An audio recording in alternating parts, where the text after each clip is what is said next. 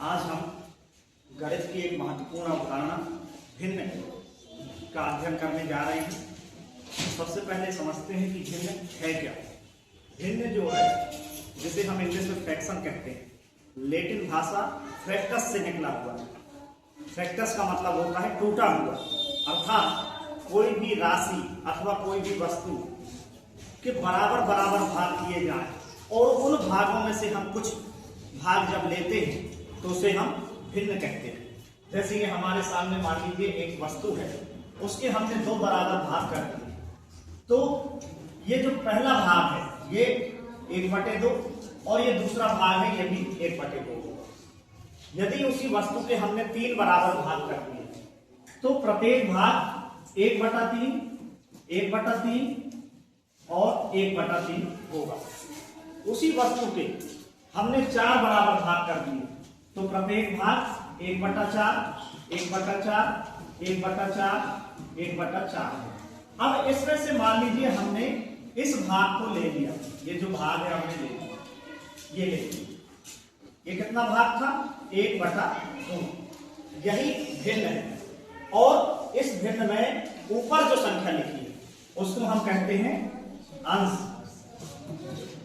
और जो नीचे संख्या लिखी है उसको कहते हैं हर। इस प्रकार से ये भिन्न की अवधारणा है।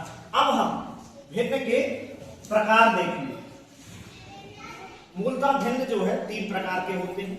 उचित भिन्न, प्रॉपर फ्रैक्शन, जिसको कि हम जैसे मान लीजिए ये लिखा हमारे सामने 2/5, अर्थात ऐसी भिन्न जिसमें अंश ऊपर की संख्या हर से छोटी होती है, उसको हम उचित भिन्न कहते हैं।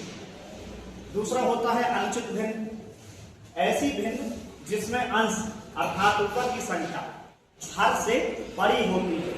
जैसे हमने लिख दी, मान लीजिए लिख दिया 5/4, तो ये क्या हो गई? अनुचित भिन्न, इम्प्रॉपर फ्रैक्शन हो गया। तीसरा है मिश्रित भिन्न, मिक्स्ड फ्रैक्शन। जब कोई पूर्ण संख्या और भिन्न मिलती है तो वो मिश्रित भिन्न कहलाती है। जैसे मान लीजिए ये 3 एक पूर्ण संख्या है और इसके साथ हमने एक भिन्न 1/2 कर दिया, तो ये क्या हो गई? मिश्रित भिन्न हो गई।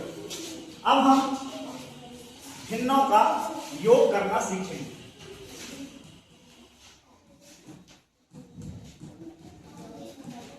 भिन्नों का योग, एडिशन ऑफ फ्रैक्शन। तो ये महत्वपूर्ण अवधारणा है, इसको ध्यान से सभी को देखना है। मान लीजिए हमारे पास 2 भिन्न हैं, 2/5 और दूसरी भिन्न है 1/5। इनको हमको जोड़ना है। तो सबसे पहले हमको इनके नीचे वाली संख्या का हर देखना होगा। हर समान है तो उसके लिए हमको इस प्रकार से लिख देना है हर को, और ऊपर की संख्याओं को अर्थात अंश को जोड़ देना है। 2-1 हो गया 3/5। सामान्यतः बच्चे क्या गलती करते हैं? अंश को जोड़ते हैं और साथ में हर को भी जोड़ देते हैं। तो यह ध्यान रखना कि हर को नहीं जोड़ना, केवल अंश को जोड़ना। ये कब की स्थिति है? जब हर समान है।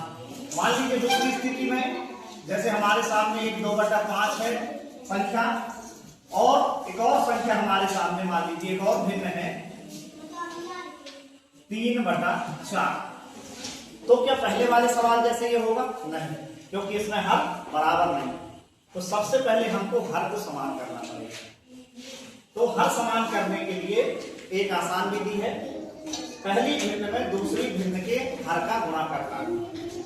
पहली भिन्न 2/5 गुणा दूसरी भिन्न का हर कितना है? 4, तो 4/4 और ये धन का चिन्ह लगाया हमने। दूसरी भिन्न लिखेंगे 3/4 और इसमें हम गुणा करेंगे पहली भिन्न के हर। हर कितना है? 5/5। अब ये गुणा करेंगे, ऊपर का गुणा 8/20 और ये हो गया 15/20। अब देखिए हर समान हो गया। अब पहले वाले सवाल जैसे ये हो गए। इसके बाद हमको क्या करना है? एक बड़ी लाइन खींचना है। हर समान है तो यहां पर एक बार हर को लिख देना है। अब ऊपर कितना है अंश में 8 घन 15 कितना हो गया 23/20।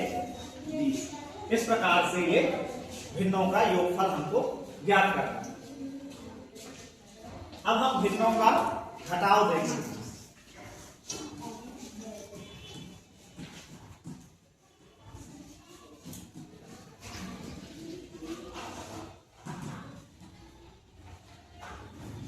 मान लीजिए हमारे सामने दो भिन्न हैं 3/5 और 1/5। इनको हमको घटाना। जिस प्रकार हमने योग की प्रक्रिया में हरों को ध्यान में रखा था, घटाव की प्रक्रिया में भी हमको हर को ध्यान में रखना। यदि हर समान है तो हमको एक बड़ी लाइन खींचना है, हर को नीचे लिख देना है और अंश को अंश से घटा देना। 3 ऋण 1 आंसर हो गया 2/5। अब जिसमें हर समान नहीं उसके लिए हम क्या करेंगे देख लीजिए। 3/5 ऋण 1/4। अब इसमें सबसे पहले हमको क्या करना है हर को समान करना है, हर एक जैसा बनाना है। तो वही प्रक्रिया करेंगे। पहली भिन्न में दूसरी भिन्न के हर का गुणा 4/4 बराबर दूसरी भिन्न में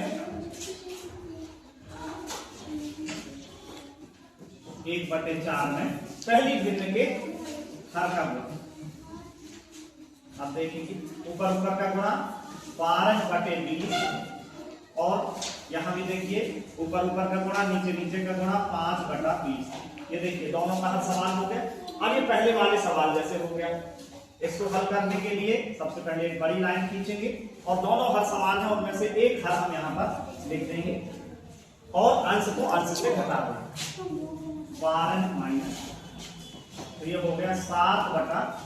इस प्रकार से ये उत्तर। अब हम भिन्नों का गुणा करना सीखेंगे।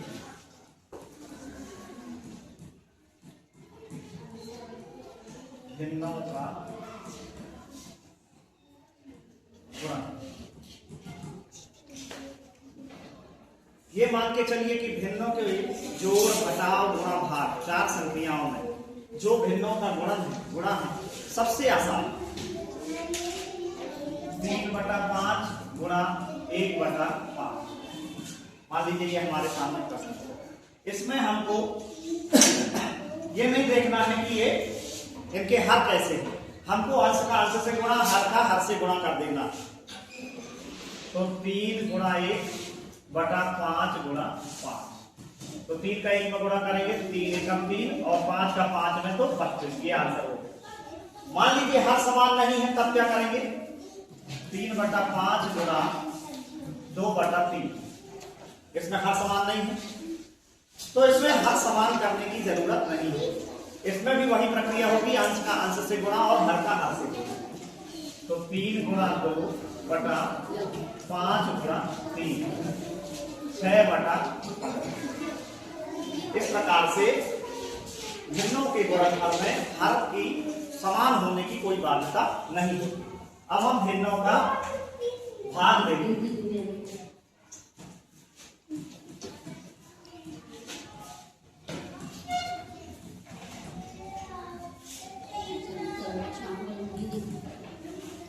मान लीजिए हमारे सामने कोई भिन्न है 2/5 और इसमें हमको भाग देना है 1/4 का। ध्यान देना है महत्वपूर्ण अवधारणा है भिन्नों का भाग। पहली भिन्न हम वैसे ही लिखेंगे, भाग के स्थान पर हमको गुणा लगा देना है और जो दूसरी भिन्न है उसका व्युत्क्रम लिख देना है, पलट के लिख देना है। जैसे 1/4 है तो ये हो जाएगी 4/1। अब ये हमारा सवाल गुणा का सवाल जैसे हो गया। और गुणा में हम क्या करते थे अंश का अंश से गुणा और हर का हर से गुणा। तो ये हो गया 2 गुणा 4/5 गुणा 1 8/5। एक और सवाल से समझेंगे 3/7 भागे 2/5। पहली भिन्न लिख देंगे भाग के स्थान पर क्या लगा देंगे, गुणा लगा देंगे और दूसरी भिन्न को उलट के लिख देंगे, अर्थात दूसरी भिन्न का व्युत्क्रम लिख देंगे। तो 2/5 का व्युत्क्रम क्या होगा, 5/2। इस प्रकार ये जो भाग का सवाल है वो किसका सवाल बन गया, गुणा का सवाल। और ऊपर ऊपर का गुणा 3 × 5 / 7 × 15/24। अब ये चारों अवधारणाएं समझने के बाद आपको ये प्रश्न करना, 2/5 धन 3/7, 3/7 ऋण 1/4, 2/5 गुणा 2/7 और 6/7 भागित 1/3। और इन प्रश्नों को करने के बाद अपना आकलन करना है कि क्या आपको यह विषय वस्तु समझ में आई।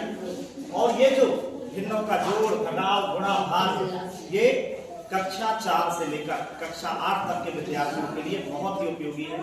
Thank you so much.